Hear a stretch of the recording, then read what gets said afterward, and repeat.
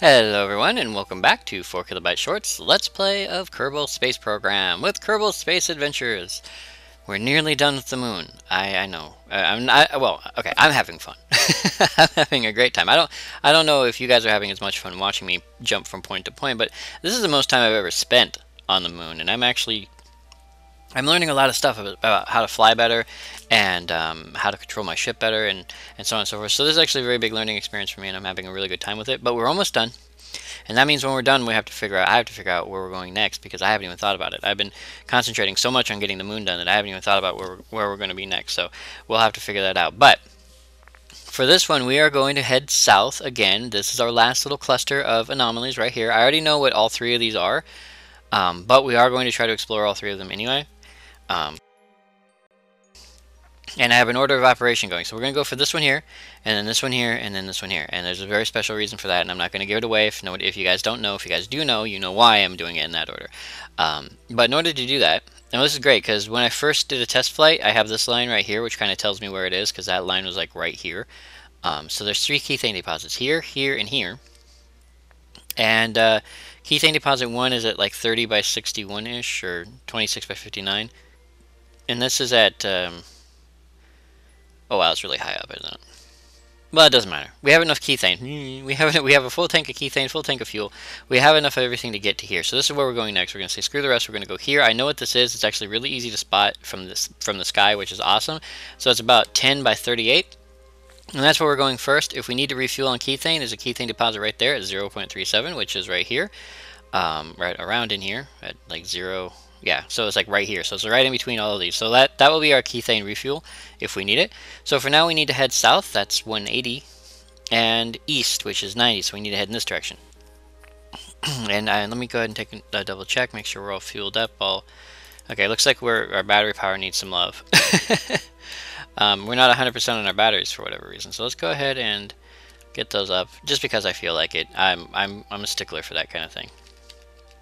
Close enough for jazz, because everything else is all powered up. We'll go ahead and quick save. Okay, and once again, we decided 180 by 90, so that's 120, 30, this one. This one right here. And we're just going to head to the corner of that crater. So let's go ahead and lift off. There we go, and we want to tilt. Okay, it's kind of fighting me a little bit. That's okay. Yeah, there we go. There we go. Yeah, we want to kind of go in that direction.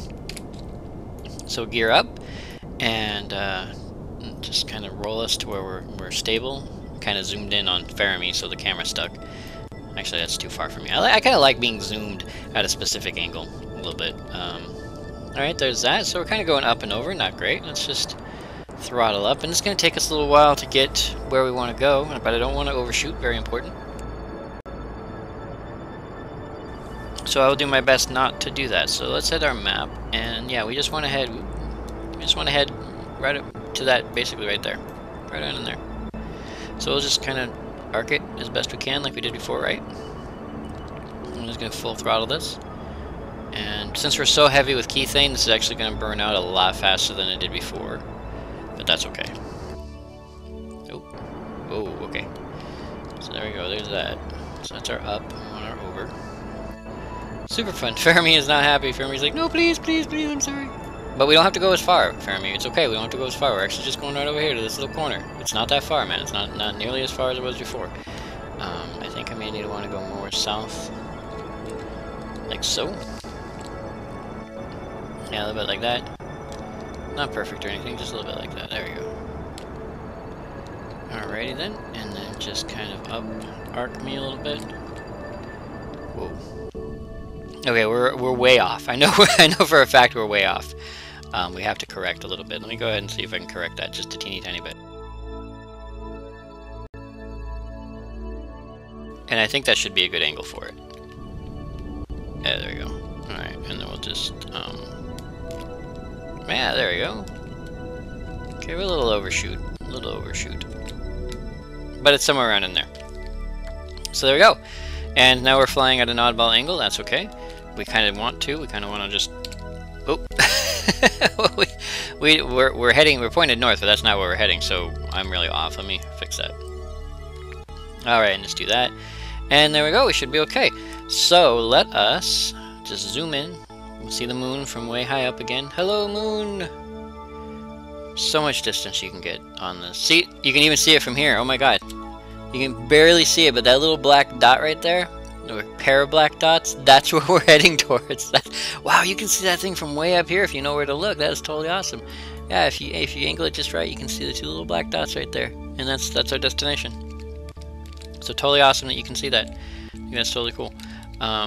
Because that's the kind of guy I am. I think stuff like that is totally awesome. Detail at a distance, you know, screw the draw distance. You can see it as long as you can see it. Loving it. All right.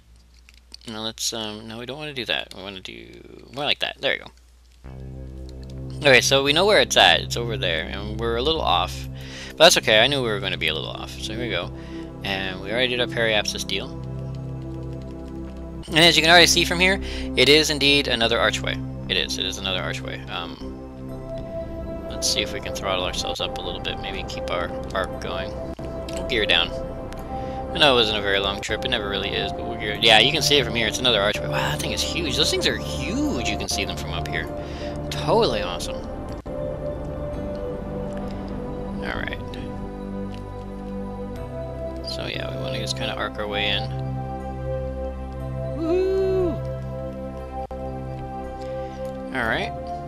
Now, I honestly don't think there's anything really special about this archway compared to any other archways that I can think of. Except for the fact that we're at 6,000 meters and we need to slow down. That's super special. So yeah, so we have another archway. Just like before, we're not going to really stop by. We are stopping to refuel and do our stuff, but other than that, we're not really going to worry about it. Speaking of which, I should worry about keeping our up more than our down, so I'll do this first.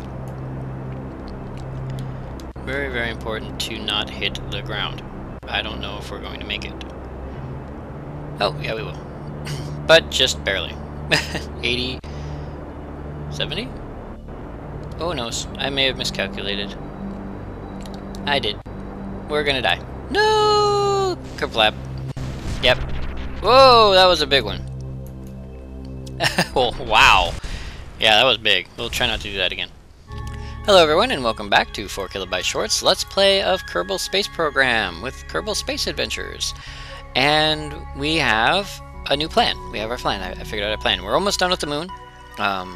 Having a lot of fun here on the moon, but we're almost done with the moon, and from here we're going to go out. I don't know where yet. I haven't thought about it, so everyone's going to throw out their suggestions saying, go here, go here, go here. Thank you, and I'll listen, but I have kind of a plan in my head, but it's not solidified, so we'll figure that out as we go. But I do have a plan right now about what we're going to do about these last 3 anomalies. And the closest one to us is this one here. And then from here, we have this one here and this one here, and that's the order we're going to go into. We're going to go here, here, and here, and there's a reason for that. And some of you may know what that reason is, and, you know, if you do, great. Some of you may not, and that's okay too. Now, I was looking at our map, and this little line right here I actually made a while back, and it denotes a triple keythane deposit. It's actually like here, here, and here, which is great. Or like, yeah, around in here. But the one we want is this one right here, because that one's right between these 2 anomalies, which is great because we're going to be passing right over them. And along with that, if we need to land for keythane, that's where we're going to land. And so this should be a very quick, very fast trip. We need to head southeast, and southeast, east is 90, and south is 180, and so southeast is that way. So without too much ado, we're going to get moseying. So let's do that. And that is roughly in this direction-ish, like so. I'm just going to kind of eyeball it here. I'm not going to go directly southeast. That's too much of an arc, I think. So we'll figure that out. We'll just do that, gear up, and we'll figure out where we're going from here. And luckily for us, it's not as far as where we were going before, but it is going to take a little bit of a burn to get there. So we'll do that. Whee! Loving these avionics package. So easy to fly with an avionics package on. You just kind of hit your thing, and you're done. And there's no RCS fighting either. You know, it's not like burst a little bit this way and burst a little bit that way. And so you got this whole thing rocking and wobbling. And I don't know if it only works near a planet or if it works out in space. I may have to try that, because if you can orbital dock with a couple of these on there, oh, you're set for life.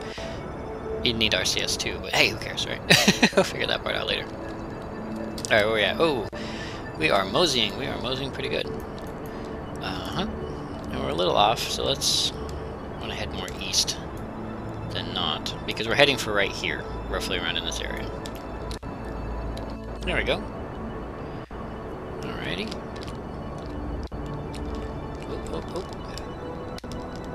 And we'll just... there.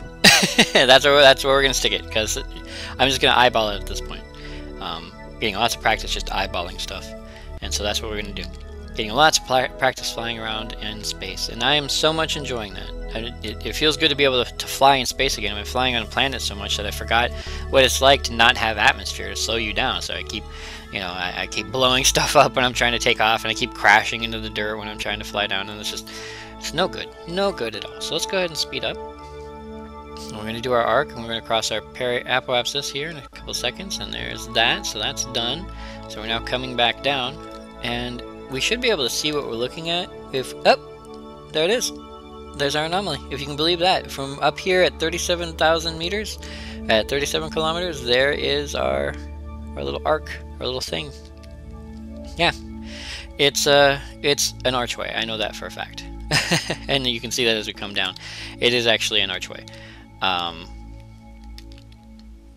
don't know why they have so many archways here on the moon, but they do. And we'll just have to figure that out as we go. So we're just going to throttle up a little bit. Actually, we should keep ourselves up more than anything else. So that's the wrong way. Yeah, that's the wrong way. Let's do it like this. I want to go like so. We just kind of want to keep our vertical speed up or down. We want to keep our vertical speed from crashing us. That is what we want. So we're going to go ahead and just burn some fuel like so, which will help. Alright. So that's about 30. Okay.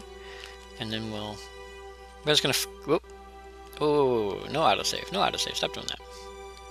So there it is. There's an archway.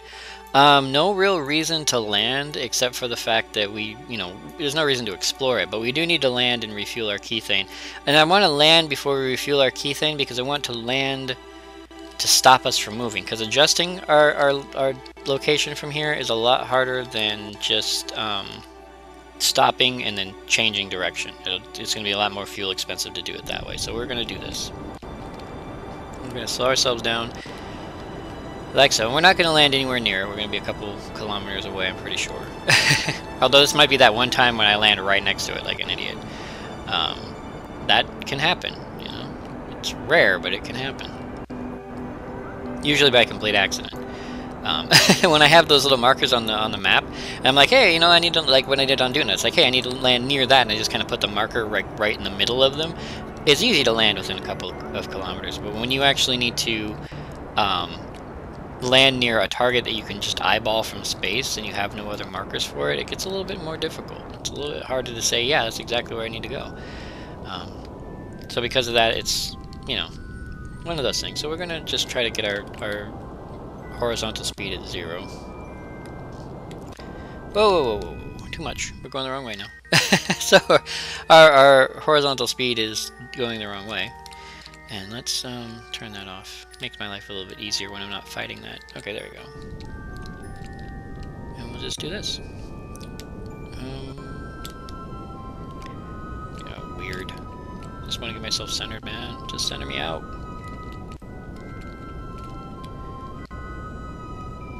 3, 2, 1. Okay, it's closer. And when you're way up here, once again, it's really easy to just get your horizontal speed as low as possible. So that way you don't have to worry about hitting the ground and rolling over. Alright, so that's about right. So we'll just do that, and then we'll kind of center ourselves out. And we'll put down our landing gear so we have something to land on.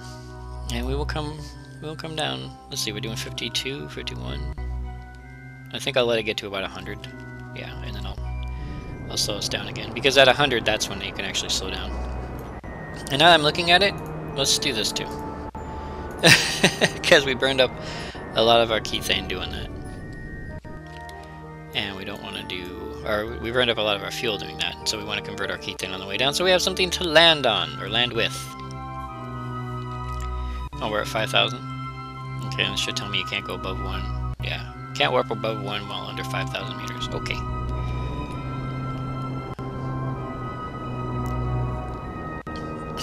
Yeah, we're actually pretty close to the archway. But there it is, yet another archway. Not super spectacular. So that's 3 archways and, what, 2 monoliths on the moon so far?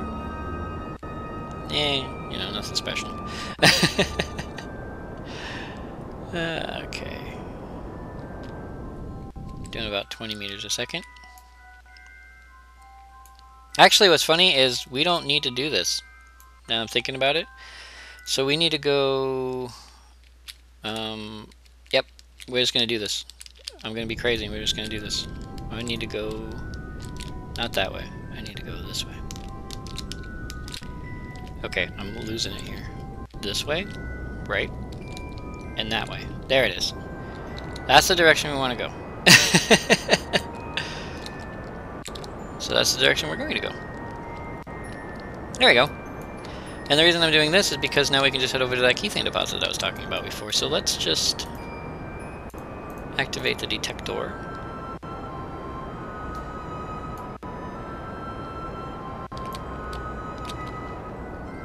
And do that. Now we are burning keythane up pretty quick, but we are converting it pretty quick, so we are still going up. I would like this to be above 1,000, but now I think about it, I think we're headed in the wrong, slightly wrong direction. We kind of want to go that way. So we should be here-ish. Eek. This may not have been the best idea. I think about it, this may not have been the best idea. But we're going to try it anyway, because we're silly like that, and that's what we do. We do silly things like this. And... yeah, we really just want to go south-ish. Like so. And that should get us pretty close to our keythane deposit. I hope. Okay, that should do it. Should do it. That should be pretty close. We're going to do something silly. We're going to save. Yes, we're going to quick save right here. Oh god, no. Yes, we're going to quick save right here. And the reason for that is because I'm pretty confident in my ability to fly. Yep, and there's our keythane. Found it! We found it. We're like right over the top of it. I wonder if we should just try to... yeah, we could just kind of land here, I suppose. I just need to land to get keythane, right? That's our goal. Don't really need much else. We do need to slow down from 226 meters a second. So let's do that.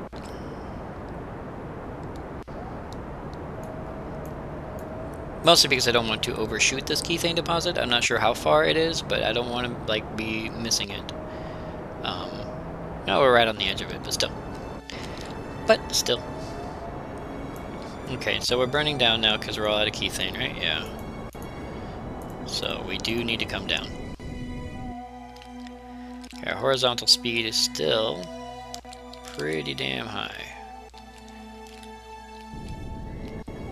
We just need to get that to be not so high. 5 meters per second is okay. Vertical speed is at 21. This is going to be one of those close ones that we do again. Like before. It's going to be one of those ones where we're like, oh no, we have like 2 meters per second left of burn time. But hey, we did it. Not as efficient, but we did it. So I'm okay with that. 2, 1. Just kind of get it in that general vicinity of a direction. 7, 5, 4, 3, 2, 1's pretty good. I'll take a 1. Can't really get much better than that, I think. Alright, so we're gonna quick save again. We're at 935 meters per second with a burn time. We're at 7,000 meters, and we are at 100 meters per second. Okay, we're under 5,000. That's a good sign. And we just want to bring that down a little bit. So yeah, this refueling is going to take us a little bit longer than the last one.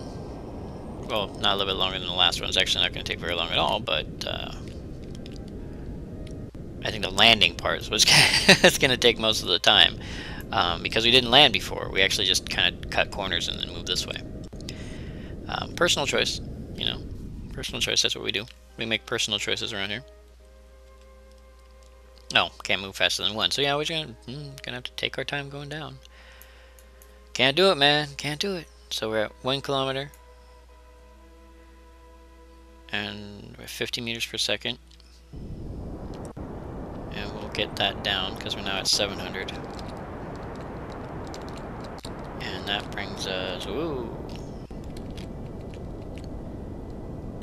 Okay, now we're going the wrong way. Woohoo! Yay! Okay, we're basically even. We're just kind of floating here in space. Near the surface. Alright, 500 meters. Fermi's happy. Fermi thinks we're going to make it. He has confidence in me finally, right? Alrighty. We're going to land kind of on a crest of a hill there. For the first time ever, we're not gonna land inside of a valley or something. We're actually gonna land like on the crest of a hill. It's nice. Well, side. Yeah, no, it's a crest of a hill. We're okay. Okay, we're at 200 meters. Just gonna kind of do a couple of micro bursts here and there, just to keep us at about 10 meters per second until we get low enough for it to be an issue, like now.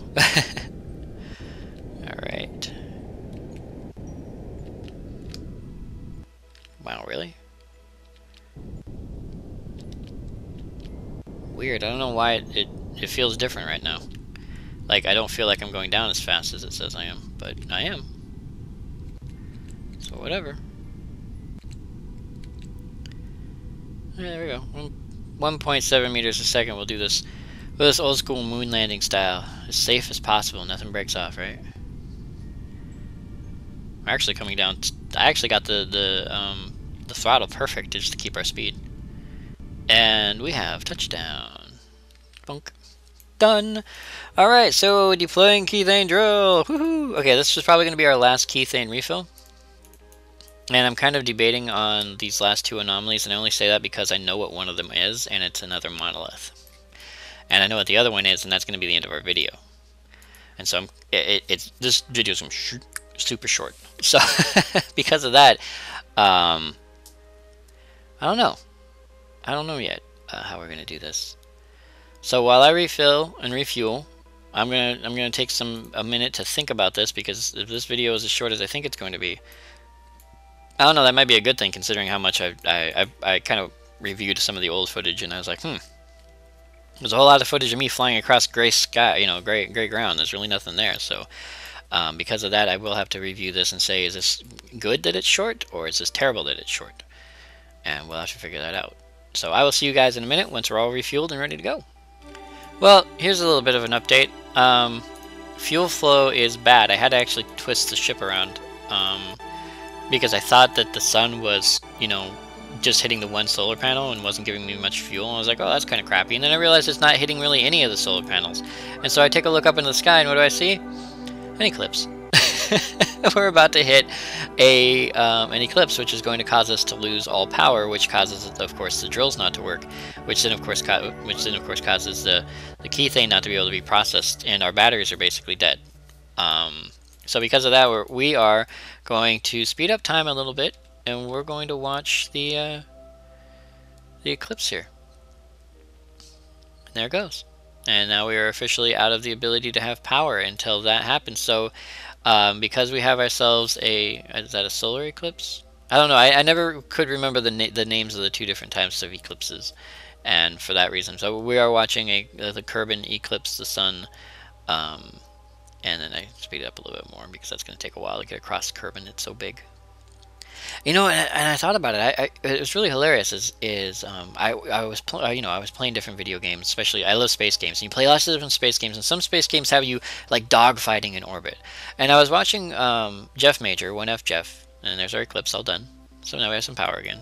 Probably not as much because the sun's directly above us, so our power is still going to be really, really, really, really low. But we're going to work with what we have, and that's actually working a lot better than it was. So, but I was watching.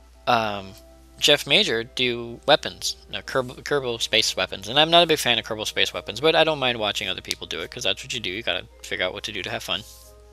And he came up with a good point. He said, firing missiles in space isn't like, you run around and you like shoot missiles and they fly off and hit something. I mean, you could be hundreds of thousands of miles away from somebody. You can see them on your target, and you can fire a missile, and you have to fire it sort of like you're firing a rocket at a planet. or you have to do it more like submarine warfare, where you fire it where the target's going to be and hope it doesn't turn. And for that reason, that's what he was doing, and he did a really good job. And I thought about that, and I was like, yeah, you're probably right. And I just lost my train of thought. but I was watching him, and I was watching that, and then oh, that's where my train of thought was. So yeah, he was saying that, but then you have dogfight. He was talking about dogfights in space, and he's like, you probably wouldn't be dogfighting, close range dogfights. And I realized that how much smaller Kerbin is from the Earth in comparison. I mean, when you lift off a Kerbin, you're up out of atmosphere and you're flying around and super quick. And then you look at Earth, you look at the expanse of Earth from an orbital shot, and you're like, damn, this thing is huge.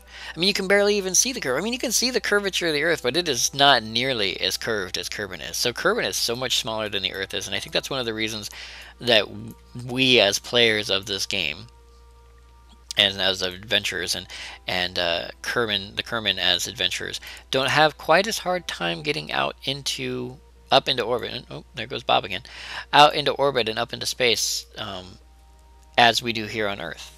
And so that was very, very interesting to me, because of that. And that actually brings up another video I was watching. I'm talking while we're doing this because I'm extending the length of the videos while I'm doing. But no, I want to share my thoughts. I haven't really been sharing my thoughts very much. I've just been flying from place to place, and it's time to think and talk and the other things. Slow down time, and we'll activate something. I think we should be able to activate a fuel producer. Okay. Anyway, so yeah, I was thinking about it, and I was watching another set of videos. Extra credits. I don't know if you guys watch extra credits. I watch extra credits. I like extra credits. It's great. They do great stuff. And they were talking about funding XCOM, whether or not it would be feasible to fund something like the XCOM project. And they were talking about the Fermi paradox, which is, of course, why, if there are aliens out there, because there's probably aliens out there older than us, and if they're smart enough to be space travelers, like we sort of are, why haven't they shown up here? And the reason why is because they give a few reasons why. Like, they're too stupid, or they blew themselves up, or they don't care about us, or they know about us, and the government's covering up, and blah, blah, blah. One of the ones that kind of I thought was they actually talked about it's too expensive. It's like, it's too expensive to leave your home system and fly out into space. And I thought about that. I was like, yeah, it is expensive and time consuming. More so than a lot of things. You'd have to put years, like Earth years, not just how many ever years it takes for, there's a Jupiter-sized planet out there that spins around its sun every 5 days. So every 5 days, a year on this planet has passed. So it would take years of Earth time, and probably years of other planets' time, to build a ship, put enough people on it, and then launch it out into space. And if they have any kind of government like we do, if you have independent thought is like one of the biggest hampers to everyone doing the same thing, which is why hive mind aliens are usually the ones that attack us, because they're all of one mind. They all have one thought, one desire, and that's to kill, and we must kill them first. But when you have self-determination and willpower and one's own ability to say, yes, I will help, or no, I will not, and you're not using slave labor and things like that, and even if you are, if those slaves have that ability to say, I don't want to do this anymore, and they want to rebel, you have a hard time getting out into space, because the number of years it takes to get from A to B is so long, from planet to pay for it, to build it, to get people on it, to launch it. And then there are people who, if they have religion, there are people who are like, don't go up into the sky place, it's evil, and they blow up the ship and they cause damage, and then it loses funding and people lose out interest. And then there are other people who want to go and some people who don't want to go, and there are protesters, and just all this stuff works together. And you would have to have a group of people so dedicated to the idea of getting the hell off this planet and flying out into space as a group and never ever ever coming back, that it would be extremely difficult to get something like that. So when it comes to like the Fermi paradox, like where are the aliens, it's quite possible that any race of beings capable of saying to themselves, yes, I want to, no, I don't, are in such turmoil to take one task like that and do it without some pending disaster, like our sun's about to explode, but by the time you figure that out, it's already too late. Or you have people like, our sun's going to explode in 10 million years. It's like, well, 10 million years, yeah, we got some time. Unless you have some impending disaster like that you can detect in time and then run away from, there's really no reason for them to leave. And of course, if we had that, you have to think of it from our side. If we have that disaster, if we had that problem where we would say, there's a black hole coming, going to eat up our entire solar system. We have a few hundred years, we'll say 100 years, until it gets here. It's not going to change course. We know it's coming. It's going to kill us. The first thing we do is we try to find a place to go. We'd say, okay, where do we need to go? We need to find a place to go first, and then we need to build the thing to get us there. And that's what we do. We spend all our time finding a place to go. So with the Fermi paradox, the idea of traveling through space and colonizing other planets outside your own solar system may not be feasible because you don't have to. Because honestly, the amount of effort it takes to get out there, culturally, not just technologically and materially, but culturally, the effort it takes to get out there without everyone fighting back against one big thing, a rogue asteroid coming to destroy us, aliens coming to invade our planet. And then if aliens were actually coming to invade our planet, we don't pack up and run away, we shoot back. So when you think about it, those limitations, those things of the Fermi paradox, honestly, I think one of the biggest reasons there are no aliens out there is because you never go farther than you have to. Because the effort it takes to get there is just too much. But that's me being philosophical, and I've wasted like 3 or 4 or 5 minutes of your time doing this, and we haven't even been speeding through time. So once again, I'm going to go ahead and pause here and refuel and everything. But I just wanted to share my thoughts about that because I do love space, and then I also love psychology.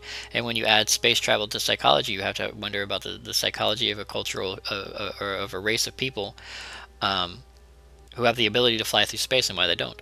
And honestly, the real biggest reason why they don't is because somebody else is holding them back, or nothing's pushing them forward. There's no drive, no will, no want. We want to go to the moon. We went to the moon. We got there. We're done. Some people want to go to Mars. I'm sure when we get there, we'll be done with that too. But if we found money on those things, if we found uranium, plutonium, gold, diamonds, if we went to the Mars and we drilled a hole and there's a diamond plate the size of half a continent on that thing, we'd be there in a day. We would absolutely be there in a day. And that's why I think the whole H3 thing, I mean, we're mining Kethane here on the moon, and that's totally awesome, refueling our ship as we go. And then we have H3, the helium-3, which can be found not in abundance, but we can be found on the, I think it's on the stratum, in the dirt on the moon, very easily mined right there on the surface. And because of that, and because of how much power it offers, if we can get it to work properly, if we can refine it properly, helium-3 is basically fuel. It's a gold rush to the moon for gasoline, for power, because that's one of our biggest things right now is we need things to fuel stuff. And if we can find a fuel source that's easy to get to, easy to return, and has a huge amount that lasts hundreds of years, we're there in an instant. If there were dinosaurs on the moon and we mined for oil on the moon, we'd be there. There'd be oil derricks on the moon. That'd be an interesting sight to see, I'm sure. But as I said before, I'm going to go ahead and pause here without sharing my philosophy anymore. And if you have an idea, share it in the comments. Comment, say, hey, you talk too damn much, or hey, I agree with you, or hey, I don't. Here's my idea. And write a paragraph, write a paper, write something. I'll read it. I always do. I might even reply. So I'm going to go ahead and pause here, and then we'll be back as soon as we're all full up. And I'll see you guys in a minute.